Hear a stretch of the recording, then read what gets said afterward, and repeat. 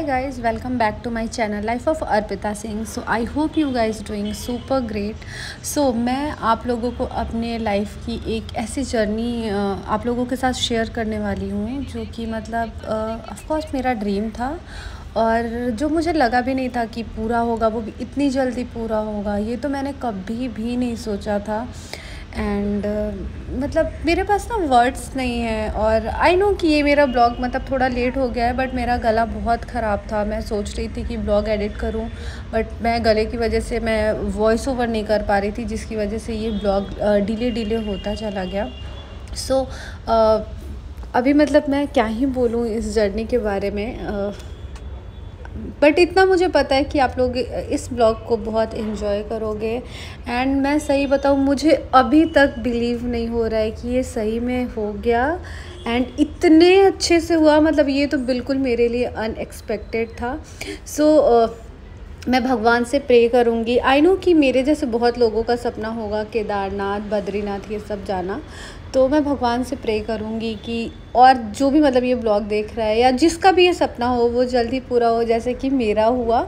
सो फ़िलहाल मैं इस ब्लॉग को स्टार्ट करती हूँ। तो हमें जाना था केदारनाथ के लिए, तो मैं मुंबई से सबसे पहले मैं दिल्ली गई थी बाई ट्रेन, क्योंकि वहाँ से एक मेरा फ्रेंड था, उसको भी मतलब जाना था। हमारा मतलब हम सब ऐसे ग्रुप जा रहे थे, तो हुआ कि चलो ठीक है यहाँ दिल्ली आ जाओ, फिर यहाँ से हम लोग सब लोग साथ में चलेंगे। तो हम सबसे पहले दिल्ली गए एंड हम उसके घर गए और मैंने उसके घर का कोई वीडियो मतलब शूट नहीं किया, क्योंकि ऑफ कोर्स मुझे बिल्कुल नहीं समझ में आता कि किसी के पर्सनल लाइफ ऐसे रिकॉर्ड करना। मतलब जो थोड़े कंफर्ट हो उनके लिए फिर भी समझ में आता है, बट वहाँ पे उसके मम्मी पापा थे, उसकी पूरी फैमिली थी, तो किसी की पर्सनल लाइफ ऐसे दिखाना मतलब मैं अभी तक कंफर्टेबल भी नहीं हूँ और आई डोंट नो कि मैं ये कभी कर भी पाऊँगी कि नहीं। मतलब मुझे खुद से अच्छा नहीं लगता है कि मैं किसी का ऐसे पर्सनल स्पेस, पर्सनल होम या कुछ भी मैं चीज़ें ऐसे कैमरे पे लाऊं, वो भी सिर्फ मेरे ब्लॉग के लिए।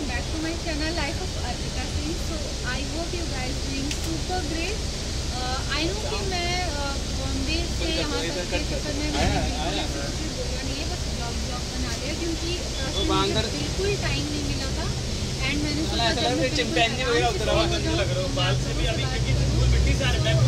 गाइस मैं अभी पहुंच रही हूं दिल्ली एंड मुंबई से दिल्ली बाई ट्रेन एंड अब हम यहां से हरिद्वार जा रहे हैं बाई वॉल्वो, जो कि टिकट हमें 250 और 200 समथिंग ऐसे पर हेड पड़ा है और हम वहां पहुंच जाएंगे मॉर्निंग तक। तो लेट्स सी उसके आगे क्या प्लान है। सो उसके घर से फिर हम नाइट में हमारी वॉल्वो थी क्या बोलते हैं, दिल्ली से हरिद्वार के लिए, जो कि बहुत रीज़नेबल में भी 200 और 300 के आसपास थी। हमने फिर वहाँ से वॉल्वो लिया एंड हम हरिद्वार के लिए जा रहे थे। बीच में वॉल्वो कहीं पे मतलब कोई ढाबा वगैरह था जहाँ पे रुकी थी। नींद तो आ नहीं रही थी क्योंकि मैं इतनी ज़्यादा एक्साइटेड थी। मुझे लग रहा था कि मतलब मुझे सीरियसली मुझे बिलीव ही नहीं हो रहा था कि सही में मैं जा रही हूँ। पता नहीं क्या था वो फीलिंग, आई डोंट नो कैसे कैसे जल्दी सारी चीज़ें हो गई। तो फिर बस हम हरिद्वार गए और हरिद्वार में भी हम पहुंच गए थे अर्ली मॉर्निंग।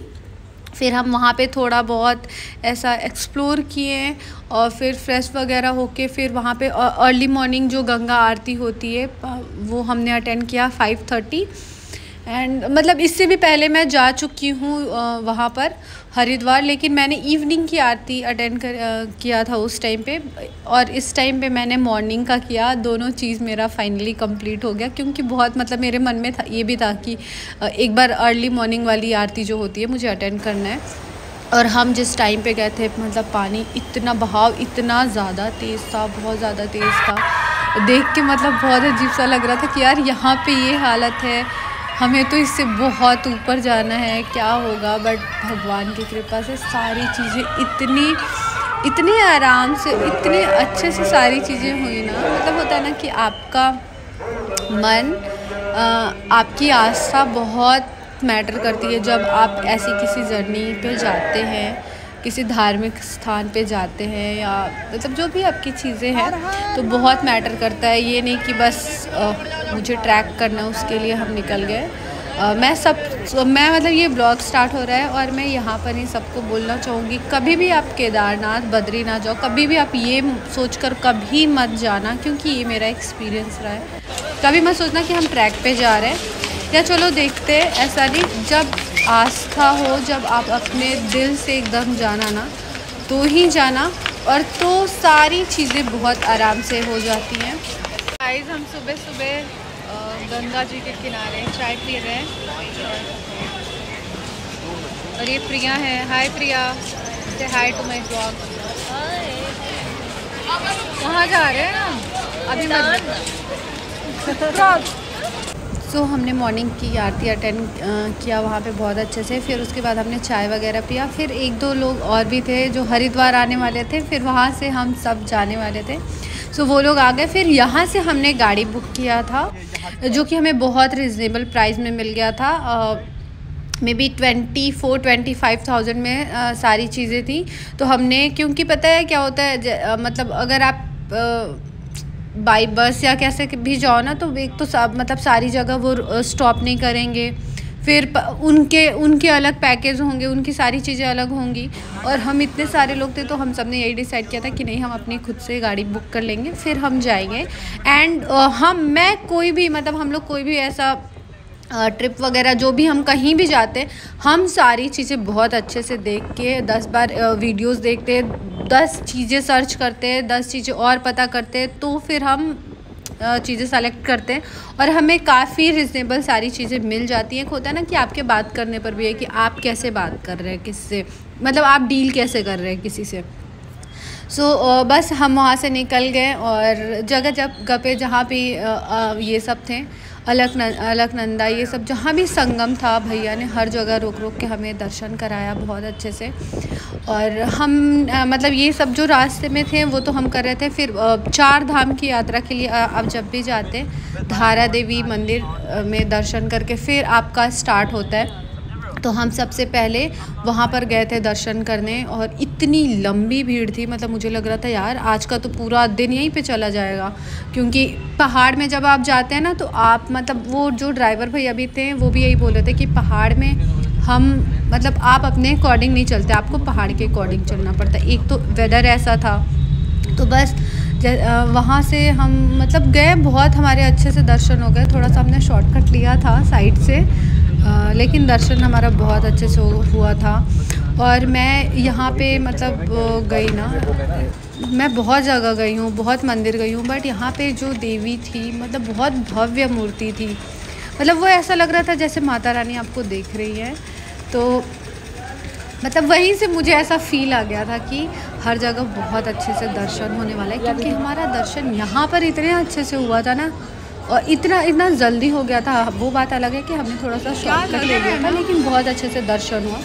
तो फिर यहाँ से दर्शन करने के बाद फिर हम निकल गए।